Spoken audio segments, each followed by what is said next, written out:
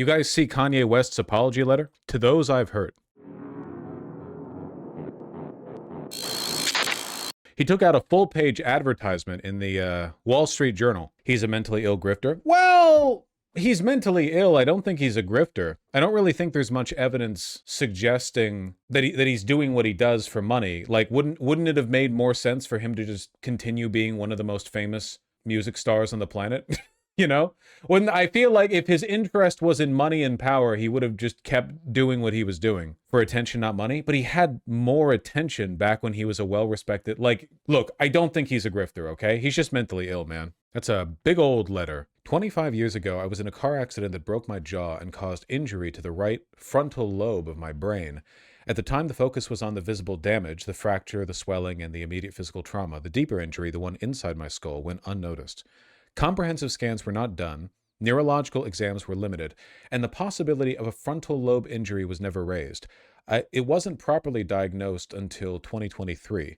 That medical oversight caused serious damage to my mental health and led to my bipolar type 1 diagnosis. Now, I'm not going to say the race of the doctor who did not do scans of my brain 25 years ago. Bipolar disorder comes with its own defense system, denial. When you're manic, you don't really think you're sick. You think everyone else is overreacting. You feel like you're seeing the world more clearly than ever, when in reality you're losing your grip entirely. This is true. Once people label you as crazy, you feel as if you cannot contribute anything meaningful to the world. This 100% reads like it was written by him, which I appreciate. It's easy for people to joke and laugh it off when in fact this is a very serious, debilitating disease you can die from. According to the WHO and Cambridge University, people with bipolar disorder have a life expectancy that is shortened by 10 to 15 years on average, and a 2 times to 3 times higher all-cause mortality rate than the general population. This is on par with severe heart disease, type 1 diabetes, HIV, and cancer, all lethal and fatal if left untreated. The scariest thing about this disorder is how persuasive it is when it tells you you don't need help. It makes you blind but convinced you of insight. You feel powerful, certain, and unstoppable. I lost touch with reality. Things got worse the longer I ignored the problem. I said and did things I deeply regret. Some of the people I loved the most, I treated the worst. You endured fear, confusion, humiliation, and the exhaustion of trying to love someone who was at times unrecognizable.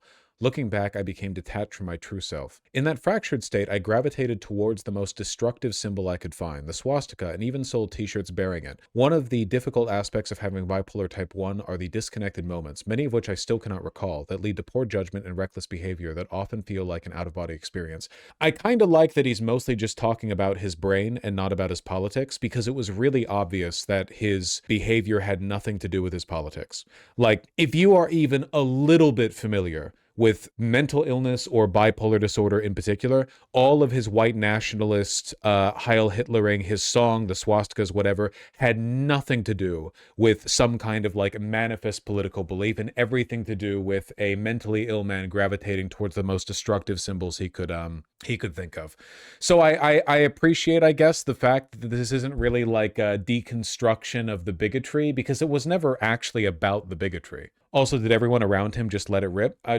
Yeah, like, okay, this is actually a really fucked up part of being any kind of famous, is that everyone around you is incentivized to be a yes man, because the consequence of trying to cut you off from the path that you're on is often yourself being cut off.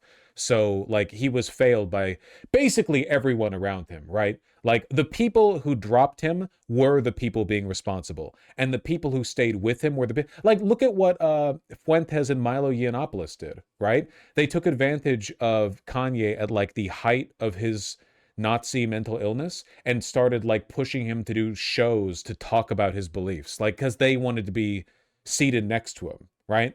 The people around him were the ones taking advantage of him. Candace Owens as well.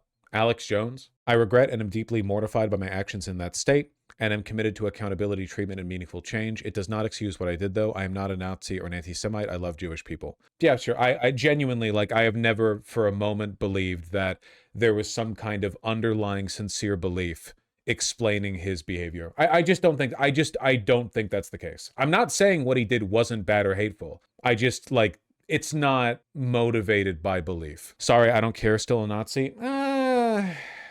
He's dangerous because his brain is broken, but, like, there is a difference between, how do I put this? There's a difference between mental illness exacerbating hateful tendencies in a person and mental illness drawing a person towards maximally controversial statements as a way of coveting attention, right? Mental illness might make a racist a violent racist.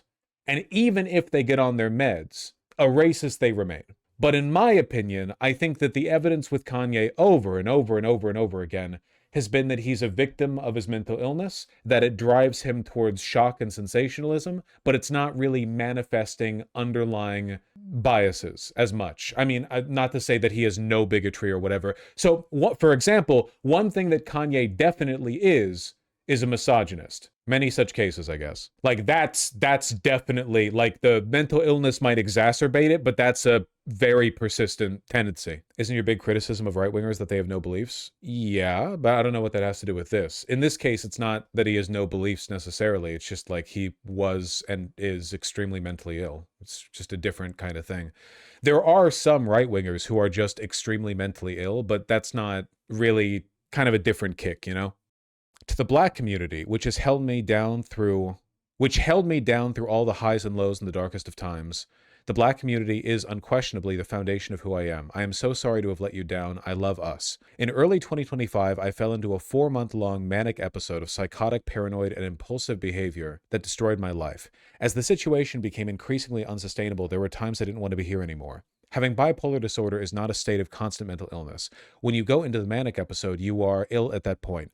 When you are not in an episode, you are completely normal.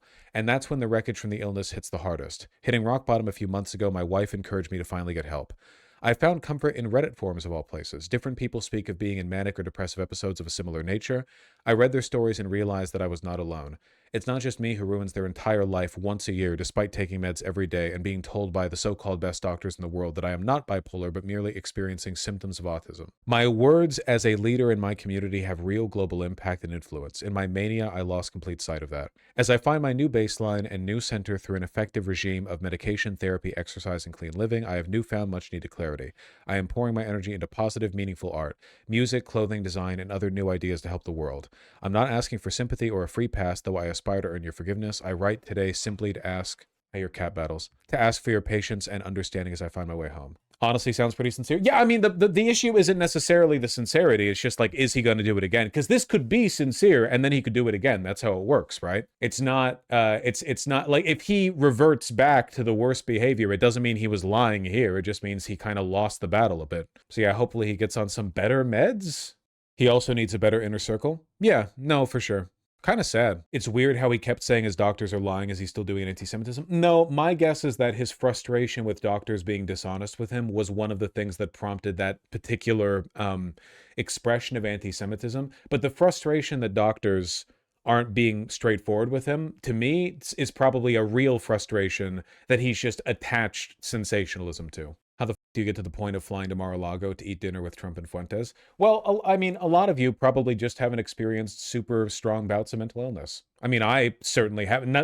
Nothing on the Kanye level, right? Like, I can't, everyone's had a depressive spat or whatever. I'm not going to pretend that I've been up here. But it's behavior you can observe in people. And if you haven't, not necessarily, I guess, a sympathy, but an understanding of the ways in which this can affect your decision making, there is a kind of sense to it, right? There's a through line. I guess in my opinion, one of the best ways of sympathizing with experiences that are totally alien to you is to find a parallel to your own experiences, right? So, for example, with like gender dysphoria, most people don't experience gender dysphoria as experienced by trans people, but I bet you most people have experienced some variation of like looking in the mirror and thinking, my body doesn't look the way it ought to. I've seen in like pictures and movies and stuff, like that's what the male or female body is supposed to look like. And I'm not quite matching up to that because maybe you're too fat or not muscular enough or whatever. And then like you feel a bit bad, but you don't feel bad in like a, oh, I could be better kind of way. You feel bad in more of a like, there's something fundamental that I'm missing here kind of way. That sort of thing. I think everyone's had, it's just a normal human like pang of insecurity thing, I think. But I think I think that in a way that's kind of like a parallel in a way that you can latch on to try to, you know, sympathize with others' experiences. I wonder how people are reacting to this. Ye, formerly known as Kanye West, is apologizing for his anti-Semitic remarks and other outlandish behavior in recent years. The rapper bought an ad in the Wall Street Journal to publish a letter titled "To Those I've Hurt." Ye has bipolar disorder that he now attributes to undiagnosed brain damage from a car crash 25 years ago. The Chicago rapper wrote in the published letter that he, quote, lost touch with reality and said and did things that he deeply regrets. Well, all right. So salute to that brother. Yeah, so that's telling you to beware of the dog. Well, I wasn't able to get very much by gleaning the TL on that one. He dropping a new album. New album must be dropping soon. Person that constantly apologizes never changes, treats apologies like shit. Seems like people are pretty cynical, at least here. Why does it feel like one of those things from somebody who's about to have a huge sex scandal drop? If you're about to have a huge sex scandal drop, you pivot towards the right. He's doing the opposite here. Literally, nobody would ever try to distract from any kind of sexual impropriety by moving to the left. That's the opposite of what you need to do.